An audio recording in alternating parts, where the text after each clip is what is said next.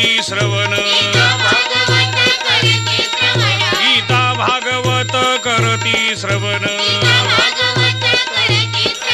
अखंड चिंतन विठोबाचे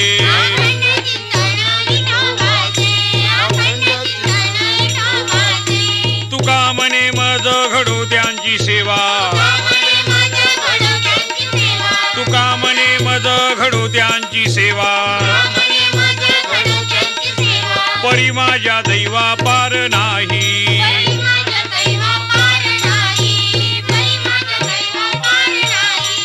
आपुलिया हिता जो वासे जागता